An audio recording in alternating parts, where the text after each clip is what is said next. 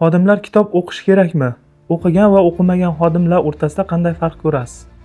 Biz avvalo kompaniyalarga borganimizda birinchi ochilishda kompaniyada kutubxona qiladi, mini.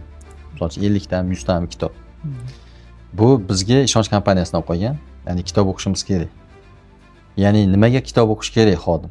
Agar o'sha kompaniya o'smoqchi bo'lsa, o'sha xodim kompaniya bilan birgalikda o'smoqchi bo'lsa, hozir deylik, qanaqadir menejersiz, top menejer bo'lmoqchisiz yoki qanaqadir kompaniyaga ulushdor bo'lmoqchisiz, albatta kitob o'qishingiz kerak. Kitob o'qishni foydasi xodim kompaniyaga nimadir fikr bera oladi, yangicha fikr. Agar kitob o'qimagan xodim bo'lsa, u eski fikrlar bilan qolib ketadi. Kompaniyaga yangi fikr, yangi g'oya bera olmaydi. Qanaqadir masalaga, muammoga qanaqadir yechim bera olmay qoladi.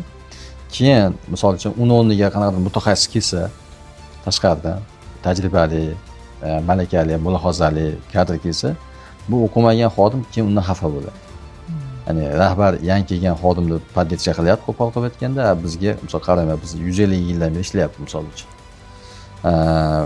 Yangi xodim yangi fikr bilan keladi, o'shaning uchun biznes egasi yoqadi bu narsa.